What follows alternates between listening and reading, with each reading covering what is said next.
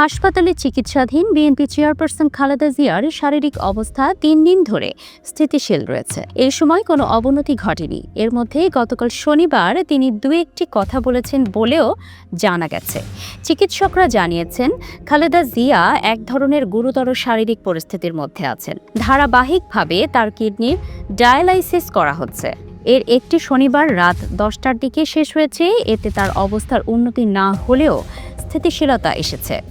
খালেদা জিয়ার চিকিৎসার জন্য গঠিত মেডিকেল বোর্ডের একাধিক সদস্যের সঙ্গে কথা বলে এসব তথ্য জানা গেছে। তারা জানান, আগামী কয়েকদিন অত্যন্ত গুরুত্বপূর্ণ। তার কিডনির কার্যক্ষমতায় স্থিতিশীলতা আনতে হবে, তা না হলে স্থায়ী উন্নতি আসা কঠিন। গত 23শে নভেম্বর খালেদা জিয়াকে রাজধানীর এভার কেয়ার হাসপাতালে ভর্তি করা হয়। শুক্রবার গভীর রাতে তার অবস্থার অবনতি শুরু হয়। তিনি কয়েক বছর ধরে এই হাসপাতালের চিকিৎসকদের তত্ত্বাবধানে আছেন। মেডিকেল বোর্ডের একজন সদস্য জানান, খালেদা জিয়ার শ্বাস প্রশ্বাস স্বাভাবিক রাখতে প্রয়োজনীয় অক্সিজেন দেওয়া হচ্ছে। তার শরীর ক্রিয়াশীল আছে, হাত পা কিছুটা নাড়াচাড়া করতে পারছেন। একটি কথাও বলেছেন।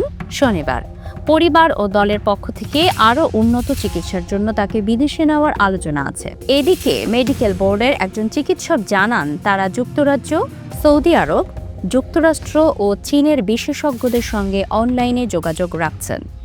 প্রয়োজনীয় পরামর্শ নিচ্ছেন। তারেক রহমান সহ পরিবারের সদস্যরা সমন্বিত উন্নত চিকিৎসার জন্য তাকে লন্ডন কিংবা সিঙ্গাপুর নিতে আগ্রহী।